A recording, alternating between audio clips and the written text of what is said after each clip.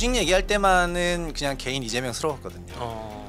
그래서 저는 주식은 진짜 좋아하는구나라고 느꼈어요. 그냥 네네. 그게 진짜냐 가짜냐에 대한 논의는 필요 없다고 생각하고 주식을 키우고 싶어하는 마음은 아주 진짜라고 생각합니다. 안녕하십니까, 증시각도TV 시청자 여러분, 투자자 여러분, 반갑습니다. 오늘 굉장히 귀한 분을 모셨는데요. 귀할 뿐만 아니라 저하고 일종의 어떤 동지애적 상황이 있으신 분, 그리고 어떤 측면에서는 동병상련을 겪으신 분, 최상욱 커넥그라운드 대표님 모셨습니다. 어서 오십시오. 네, 안녕하세요. 최상욱입니다. 네. 곽 대표님도 나오셨다고 들었는데 네네.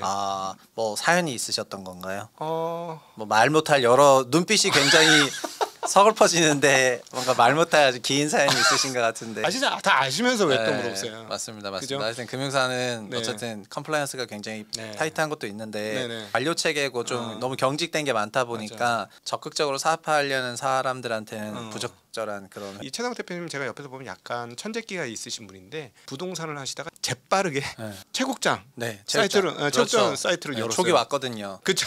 네. 네. 뭔가 2000년대 초반부터 리먼 전까지 그 대시세를 냈던 그런 시기에 그 초기 와가지고 특히 5월달에 이재명 대통령이랑 간담회 하면서 그분이 주식에는 전 진정성이 있다는 걸 느껴가지고 직접 옆에서 보니까 그냥 일단 게스트가 4명인데 3명이 다 주식 얘기하러 왔잖아요. 저만 부동산 얘기하러. 그래서 그래 이미 이분 머릿속에 75%는 주식이고 25%만 부동산이니까 주식을 어쨌든 키워주긴 하겠다 이런 생각했고 근데 아니나 다를까 올해 5월 6월 코스피는 진짜 랠리를 했고 그렇죠. 덕분에 나올 수 있는 힘을 얻은 거예요. 그러시군요.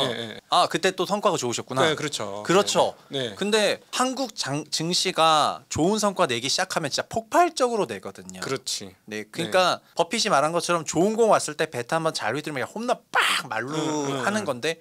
그리고 또 한 몇 게임 쉬면 돼요. 그렇죠. 네, 그런데 어쨌든 좋으셨다니 정말 다행이고요.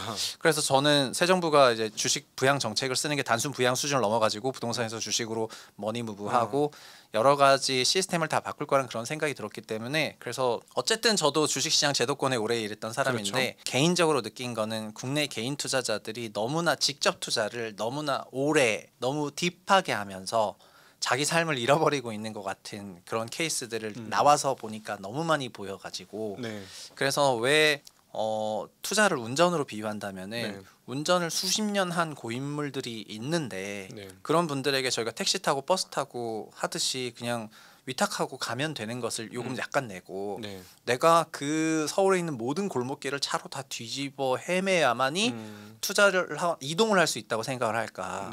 지금 한국의 개인들이 공부를 하는 건 좋은 현상이지만 너무 과몰입하는 게 있는 것 같아요. 직접 투자로. 그래서 막 그런 부분을 조금 방지하고자 직접 알주식으로 뭐 어떻게 하라 이런 것도 좋지만은 이제 간접 투자 상품들 중에서 좀 좋은 것들도 소개하고 그다음에 전반적으로 개인들이 어떤 식으로 자산 관리 재테크를 해야 내 시간 지키면서 원하는 목표에 도달할 수 있는가 이런 거를 서울 부산 갈 건데 내가 다 운전해 가는 것보다는 KTX 타고 내려서 잠깐 내리면 좋은 것처럼 약간의 비용만 내면 되는 거잖아요. 이제 그런 거를 이제 지향하고 있습니다. 근데 사실은 그 미국장에서 한국 사람들이 가서 엄청나게 잘하는 건 한국장보다 사실 상당히 순탄하게 우상향하는 성향이 있어서 그렇잖아요. 그러면 사실 우리도 약간 그런 식으로 우상향을 조금 꾸준하게 하면 여기서 대박 날 사람들이 진짜 많은데 많죠. 제가 또 나오게 된 그 결정타가 사실은 그게 보였으니까. 그렇죠. 그런 이제 기반이 마련되는구나. 내가 20년 기다린 게 이제 드디어 시작하네. 그럼 오케이. 나도 이제 준비가 됐고 시장도 준비가 됐으니 합의 맞네 하고 딱 나왔는데 일단 지금 잠깐 쉬고 있는데 일단 먼저 여쭤보고 싶은 건 직접 봤잖아요. 대통령을 직접 만난 한국에 매단되는 사람 중에 하나지 않습니까? 우리 최 대표님께서 진정성이 있는지 진짜. 고도의 정치적인 포지션은 고도의 연기자거든요. 그러니까 저희가 배우가 연기를 잘하는 것처럼 자기를 믿고 지지해주는 사람들이 듣고 싶어하는 말을 잘하는 것이 고도의 정치인인데 그냥 제가 느꼈을 때 그날은 주식 얘기할 때만은 그냥 개인 이재명스러웠거든요. 그래서 저는 주식은 진짜 좋아하는구나라고 느꼈어요. 그냥. 그래서 그냥 제도적으로 어쨌든 주식시장으로 돈이 가도록 만드는 거는 많이 제도 개선을 할 거고 뭐 생산적 금융이라는 용어를 쓰면서 금융위원장도 배치를 했고 등등 이런 쪽으로는 많이 보낼 것 같지만 부동산보다는 주식으로 가는 것이 한국 전체로 보면 더 좋다는 생각이고 주식은 생산적 금융이랑 브릿지로 연결되어 있는 돈이니까 이 시장을 키우겠다는 생각이고 그리고 어쨌든 상법은 법은 고쳤고 2차도 개정했고 그렇죠. 이후에도 상법 분야에 대해서는 계속해서 고쳐 나갈 거니까 대주주 과세니 뭐니 하는 일부 이런 것들이 일부 있긴 하지만은 구조적으로는 2009년 이후부터 상법이 작동하지 않았던 국내 주식시장이 아니게 된 거고 이젠 작동하는 마켓이 된 거니까 그렇죠. 베이스가 떴거든요. 네. 여기서 사실은 그냥 기업이 약간만 잘하더라도 과거보다는 높은 밸류에이션을 받게 되는 거니까 네. 이익에 대한 레버리지도 커졌고 그렇죠. 저는 지금은 그 사람의 진심도 이런 것이고 시장도 그렇게 흘러가고 있기 때문에 그게 진짜냐 가짜냐에 대한 논의는 필요 없다고 생각하고 주식을 키우고 싶어하는 마음은 아주 진짜라고 생각합니다. 그러니까 이재명 대통령의 주식 시장을 활성화하겠다는 건 표를 의식하는 게 아니고 근원적으로 진심인 것 같다. 맞아요. 그 본인의 포트폴리오가 막 있었지 않습니까? 원래 안 팔았으면 돈 더 벌었다는 거잖아요. 두산 에너빌리티 같은 거 있었는데 그런 걸 보면은 종목 피킹도 예사롭지가 않고 그래서 주식 잘하시는 것 같습니다. 그러면 자 그런데 지금 약간 6월달 지나면서부터 약간 덜컹거리면서 하반기 들어서 이제 한국 주식시장이 제일 저조한 상황이 이제 시작이 된 건데 몇 가지 빌런들이 눈에 보입니다. 첫 번째는 아마 민주당 내 일부 빌런들이 좀 존재하는 것 같은 느낌 좀 들고요. 그다음 늘공들 쪽에서 늘공에서 빌런이 좀 있는 것 같고 표면화되질 않았지만 제가 보기에는 재판부 쪽에서도 빌런이 숨어 있을 것 같은 느낌 찌라게 들거든요. 그 대통령실 회의나 아니면은 관계부처 회의를 이제 자문 역할로 참여를 할 때 보면은 윤석열 정부에 임명됐던 관료들이 여전히 앉아 계세요. 그리고 이분들 입장에서 그래서 빙의를 해서 생각해 보면은 이제 대통령이 바뀌었지 않습니까? 근데 본인이 그동안 해왔던 것을 부정하기가 쉽지 않거든요. 그렇잖아요. 그렇겠죠. 사장 바뀌었다고 내가 해왔던 거를 부정해 버리면은 자긴 뭐가 되는 거예요. 그렇죠. 그러니까 결국 자기 디펜스를 하게 되어 있는데 그러다 보니까 어떤 부분을 얘기를 하면은 그 부분에 대해서 디펜스를 해요. 그건 이래서 안 되고 이건 이래서 안 되고 이건 이래서 안 된다. 그게 전부처에 있거든요. 그러니까 소위 지휘부는 바뀌었지만은 그 손발로 일해야 되는 사람들 중에서 상당수는 자기 디펜스를 하고 있고 자기 명분을 찾아야 되는 그런 과정인 것 같고 지금 대통령실에서 하는 막 장관 회의 열고 막 이런 거는 그거를 이제 소위 깨부시는 과정이거든요. 그래서 거기서 빨리 감화된 사람들은 새 정부에 맞게 움직이는 것 같고 아닌 경우에는 여전히 저항을 격렬하게 하는 분들이 있는 것 같고 두 번째는 어쨌든 윤석열 정부까지는 주식시장 부양에 대해서 생각이 없진 않았지만 밸류업이나 뭐나 했지만 그게 진정성 있는 건 아닌데 지금 정부는 좀 혁신적으로 하려고 하는 거잖아요. 근데 그런 부분도 여전히 저항을 좀 많이 받고 있을 수밖에 없고 그분들의 평생 해왔던 일들에서 저항들이 수시로 노출이 되는 것뿐이라고 생각을 합니다. 결국에는 그러나 신임 금융 관련한 부처장들을 이제 보면은 기재부 장관은 이제 전체적으로 하는 부분에 대해서 마음에 안 들지만 그리고 앞으로 또 계속 봐야 되긴 하겠지만은 어쨌든 그 의지는 있는 거니까 이제 저는 지금은 주식시장 키우겠다는 그런 생각은 그냥 명확하게 느끼고 있고 가는 허들에 저항은 맞겠지만은 그 저항을 그러면은 뭐 저라도 옆에서 정으로 쳐가면서 갈 수 있게 길이라도 깔아주자 이러면서 이상한 말 하면 막 융단 폭격하고 이러고 있는 거예요. 아니 근데 우리가 이제 행정부 공무원 사회에서 그냥 우리가 지켜보니까 가장 힘이 센 조직이 누구냐 봤더니 대통령을 배출할 수 있을 정도의 그 공무원 그룹 거기가 힘이 제일 셌다. 그러니까 따지고 보면 검찰이 그동안에는 우리나라 공무원 집단 중에 제일 힘이 셌는데 제일 세죠. 그래서 우리는 그냥 검찰이 힘이 세구나 이렇게 생각했었는데 요번에 이제 뚜껑을 따고 이렇게 나 보니까 검찰만큼은 안 돼도 그 다음으로 힘이 엄청나게 센 조직이 있었네. 그럼요. 예산권을 잡고 있는 그 공무원들이 힘이 굉장히 세구나. 이게 느껴지더라고요. 네, 그 소위 모피아 카르텔이요. 그러니까 검찰 카르텔이랑 모피아 카르텔이 가장 강력한 카르텔입니다. 그리고 여기는 소위 서울대 경제학부 라인으로 정확하게 구축이 되어 있고 그 이너서클에 들어가지 못하면은 뭐 소위 말하는 좋은 포지션도 잡지 못해요. 그래서 선후배 관계가 아주 명확한 그런 시스템입니다. 그런데 이거를 여의도 사람들은 이해 못 하거든요. 그러니까 여의도는 주식 잘하면 왕이잖아요. 그 사람이 뭐 어느 학교를 나왔든 뭘 잘했든 여기는 실력 베이스로 평가를 받는데 거기는 이제 고3 성적 베이스로 좀 평가를 줄을 세워놨으니까 그걸로 그 카르텔이 공고하거든요. 그러니까 그게 쉽게 깨지지가 않습니다. 그래서 기재부가 그런 막강한 권력을 갖고 있으니까 기재부에서 소위 정신을 갖고 놀았었죠. 문재인 정부 때도 홍남기 이제 부총리가 예산통인데 막 소위 갖고 놀았었고 이번에 구윤철 장관 같은 경우에도 예산통 출신이고 그래서 막 이런 알력 싸움이 존재하는 것 같고 소위 검찰 그래서 대통령실이랑 더민주도 두 개를 개혁하고 싶어하는 거잖아요. 검찰하고 기재부. 그래요? 네. 그래서 이번에 정부조직법 개편의 코어도 두 개잖아요. 검찰과 기재부를 개편하는 거잖아요. 네, 저희도 근데 기업 분석을 하다 보면 어떤 걸 하냐면 저도 이제 거버넌스를 하도 등에 칼에 많이 꼽혀가지고 뭘 가끔씩 하냐면 이 대주주는 무슨 차를 탈까? 이 대주주는 어느 집에 살까? 저 그것도 분석했어요. 왜냐하면 네. 회사 규모 대비 너무 좋은 집에 사는 사람은 일단 좀 못 믿겠어. 네. 그러니까 자기 거 잘 챙기는 사람이고, 예, 맞습니다. 그다음에 이제 직원들 월급 대비 자기 월급 많이 갖고 가는 사람들, 그건 우리 재무제표 보면 나오니까. 네, 맞습니다. 그런 사람들 보면 이 사람은 회사를 자기 걸로 생각하는구나. 그럼 이건 주주 환원이나 이런 쪽에서 좀 문제가 있을 수 있어. 이런 고민을 하거든요. 그런 눈으로 보면 그렇게 강력한 기재부 분들이 어떤 성향을 가졌는지 분석을 해야 될 것 같거든요. 네. 이들의 그 행정의 이런 형태의 행정은 팔이 안으로 굽는 거니. 이 사람들은 부동산 편애자들이다. 네. 그래서 제가 아무리 봐도 이건 부동산 카르텔 분명히 있다라고 얘기했더니 네. 저는 좀 이렇게 뭐랄까 그 좀 엉성한 주장이었고 네. 정확한 주장을 우리 최상욱 대표님께서 하셨습니다. 부동산 딥스테이트들이죠. 저는 부동산 정책을 아주 오랫동안 봐왔는데 항상 보다 보면은 어떤 부분에서 위화감이 분명히 느껴지는 게 있거든요. 그러니까 이거는 도대체 어떻게 이렇게 고도의 생각을 가지고 이런 거를 여기다가 깔아놨을까? 네.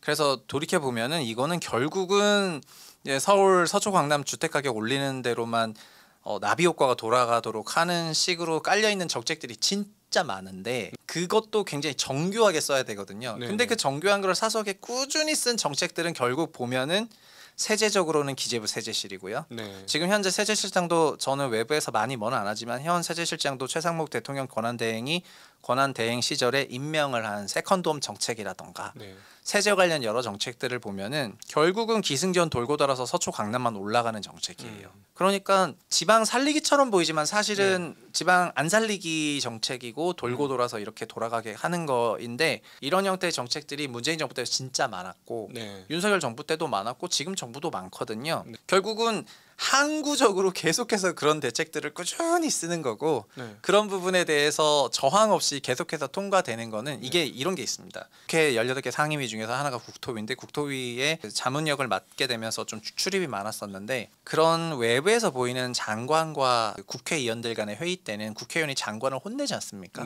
장관 뭐 똑바로 하세요 뭐 하잖아요. 실제 전문회의를 들어가면 국회의원 찍소리도 못합니다. 다 배우는 거죠? 네, 아무것도 모르기 때문에. 전문 지식이 없으니까. 맞아요. 아무것도 모르기 때문에 그러니까 자기 전문 분야를 뽑혔는데 18개 부처로 뽑아버리니까 자기 전공대로 가면 전문 지식이 있지만 전공대로 못 가는 경우가 많이 있지 않습니까? 그렇겠죠. 그럼 배워야 되는데 그럼 누구한테 배우냐? 관료한테 배우는데 그러니까 거기서는 실장이라든가 차관의 위세가 어마어마하거든요. 실장과 차관이 만들어놓은 거에 대해 가지고 토시를 달 수가 없고 그게 외부에 보일 때는 이제 막 혼내는 거예요. 그러니까 장 차관 입장에서도 보면 기가 찬 거죠. 하나도 모르는데 그래 앞에서 혼나줘야 되겠다 이거고 뒤로 가면은 우리 하자는 대로 하자 해서 그냥 그대로 가는 건데요. 그래서 그런 국회의원 주도의 회의를 나갔던 거랑 나오는 대책들을 보면 항상 다른 내용이었고 결국 그거는 관료 중심으로 대책들이 계속 나왔었기 때문인데 그런 여러 부동산 대책들은 항상 그냥 서울만 올리는 형태의 대책이었어요. 그러니까 그거를 우리 주식시장으로 넘겨서 보면 이번에 이제 배당소득 분리과세에서 아주 디테일을 보니까 꼼꼼하더만 이거는 주식시장을 살리는 정책이 아니고 주식시장을 살리는 것처럼 보이지만 누르는 정책. 맞아요. 그런 거. 10% 세금 깎아주는데 배당을 40% 하라 그러면 배당 성향 평균으로 따져보면 기존에 배당하던 거에 두세 배 해. 그러면 10% 깎아줄게. 아니 어느 대주주가 거기에 오케이 하고 붙겠냐고. 맞아요. 그 우리나라는요. 그 배당은 법인 세후 당기순이익에서 배당을 하니까 기업 입장에서는 법인세도 내는데 그거를 회사가 또 가져가는 경우에는 배당 소득세도 내다 보니까 법인의 이중과세가 발생을 하잖아요. 더블 카운팅이죠. 사실상. 그 이중과세를 완화시켜주는 요소들이 여러 제도들이 있는데 우리는 부분 차감 방식을 써요. 그러니까 살짝 차감을 하거든요. 그로스업 11%를 해가지고. 그런데 그 부분 차감이 아니라 완전 차감이 되려면은 법인세만큼 그로스업이 붙어야 되거든요. 그렇겠죠? 24% 그로스업이 붙어야 되는데 부분 차감이 되기 때문에 실질적으로 법인은 이중 세금을 내는데 법인세와 소득세를 합친 세율이 35%로 낮춰진다 하더라도 합산 59%이고요. 이게 OECD 꼴등이고 저희가 벤치마크 하려고 하는 미국과 일본은 44%예요.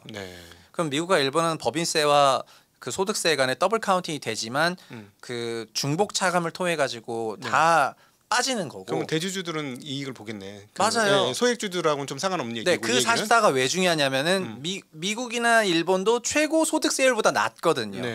그러니까 법인세 내고 중복차감 방지하고 배당소득세 내더라도 그래도 이게 내가 연봉 많이 받는 것보단 이게 낫다 해가지고 배당의 형태로 해서 주주들이 가져가는데 저희는 그게 59라면은 그럼 차라리 그냥 내가 100억 연봉 200억 연봉 받아서 49.5 내는 게 더 싸니까 결국에는 여기서도 직원들 연봉 깎고 내 연봉은 높이는 인센티브가 작동을 하거든요. 그럼요. 아예 좋은 차 타고 좋은 음식 먹고 좋은데 가고 이게 더 낫지 뭐. 네. 그래서 이런 방식을 막 합리성으로 포장하기 때문에 그게 고도로 세련된 그런 정략적인 대책들이고 이런 거를 기재부가 끝없이 냈었고 그러다 보니까 현 기재부가 부동산 쪽에 아주 진심인 거는 그들의 포지션에서도 보였지 않습니까?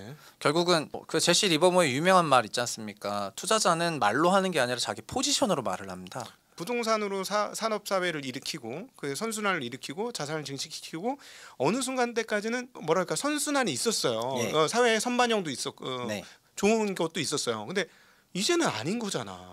이게 이 애도 안 낳고 이거 결국은 다 여기서 기인하고 있는 부분들이 있는데. 예, 맞습니다. 특히 2020년 이후부터 주택 가격의 그 급상승이 나왔고 2019년 이전까지 그냥 부동산 주택 시장에 대한 여러 가지 통계를 돌려보면은 결국 대출의 총량에 따라서 부동산 시장도 같이 가왔는데요. 그 대출 총량이 문재인 정부 때 굉장히 폭증하면서 그때 많이 늘르긴 했는데 지금은 대출 총량으로 주택 시장이 움직이지 않고 금리 따라서 움직여요. 물론 대출에 따라서 움직이지만 금리가 매우 예민해진 그런 자산 시장이 되었습니다. 그래서 지금은 이제 과거처럼 막 공급이라든가 산업이라든가 이런 쪽에 영향을 미치는 게 아니라 진짜 그냥 깡 알자산으로 바뀌어 버려 가지고 완전 엄청난 채권시 돼 버렸고 부동산 시장 부동산 전체가 엄청난 채권이 됐고 금리 오르면 하락하고 금리 낮추면 올라가고 이런 완전한 금융 자산이 돼 버렸네. 완전 금융 자산이 됐죠. 그러니까 수요 정책이 아주 예민해진 그런 시대를 살고 있고요. 이런 소위 7천조짜리 금융 자산 채권이 지금 돌아가고 있는데 거기서 뭐 25bp는 얼마의 가격 변동을 만들 거냐라고 생각하면은 막 한국은행도 머리 아프고 이런 것 같은데 과거에는 이 정도는 아니었지만 지금 부동산이 너무 올라가면서 그 부작용이 너무 크게 나오고 있고 그 부작용이 결국은 생산도 좀 먹게 하잖아요. 그 노동인구 감퇴와 70년생들이 퇴직하시는 그 구간에 연 50만 명씩 그 생활 인구가 빠지게 되는데 그걸로 인해서 GDP 그로스가 급격히 내려가니까 35년부터는 우리도 일본처럼 20년간 0%로 가야 되거든요. 아니면 마이너스.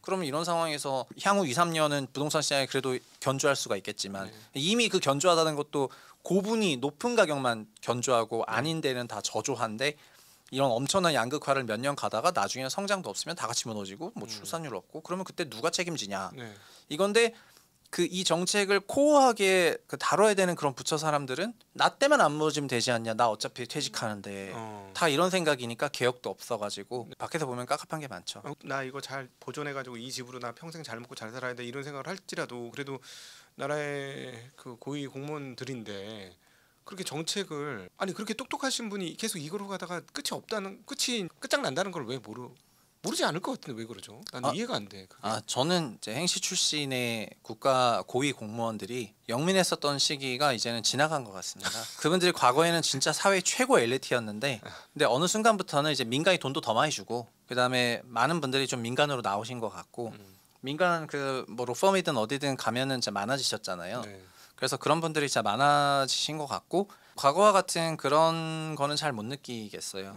그래서 지금은 이제 민간 쪽에 그 헤게모니가 많이 넘어갔다고 생각을 합니다. 어떤 정책 대안이나 그러나 원래 민간은 좀 이익 단체이기 때문에 자기 이익을 위해 가지고 좀 푸시하는 경향이 있고 공직은 그래도 퍼블릭했었는데 저는 근데 그것조차도 윤석열 정부 3년을 거치면서 그 관료들의 대응을 보니까 그냥 매우 셀피시한 관료들이었다고 생각을 하고 공직이라고 고위 공직자라고 해서 이제 과거처럼 공직 윤리 의식이 있느냐 또는 애국 의식이 있느냐 이런 거에 대해서는 진짜 잘 모르겠고 그냥 굉장히 개인주의화된 그런 상황인 것 같아가지고 안타깝게 생각하는 그러니까 따지고 보면은 뭐 지난번 정부 때는 어땠는지 잘 모르겠고 지지난 정부 때인 그 문정부 때 사실은 공무원들의 정책 결과적으로 보면 지금 와서 보면 특별히 부동산 관련된 건 진짜 최악이었고 그거를 구분하지 못한 문정부는 그래서 이제 정권을 뺏긴 거고 사실상 따져 보면. 근데 그러면 지금 현재 정부도 이 공무원들을 잘 다루지 못하고 이 산을 못 넘으면 네. 뭐 또 똑같이 문재인 정부 때하고 똑같이 되는 거 아닌가 하는 그런 생각도 많이 드는데. 네, 저는 그래서 새 정부에서도 국토부 회의를 이제 뭐 몇 번 참여를 해봤는데 여전히 똑같이 그 관료들이 계속 남아 있고 네. 이거 하면 안 된다, 이거는 다 검토해봤다, 음. 이거는 또 안 될 것 같다 이런 그런 태도였거든요. 네. 근데 새로 이제 임명된 장차관들은 막 갔잖아요. 네네. 그래서 저는 어떤 느낌 받았냐면은 사장이 새로 온들 네. 직원들이 똘똘 뭉쳐서 일을 안 하면은 그렇지, 맞아. 뭐 어떻게 하겠다는 건가 그 사장이 어. 자기가 일을 다 할 수도 없고 그렇죠. 결국 그렇게 단체로 보이콧 해버린 상황에서 헤드는 뭘 할 수 있는데요. 네. 결국은 서로 협상을 해야 되는 부분이 존재하는 거잖아요.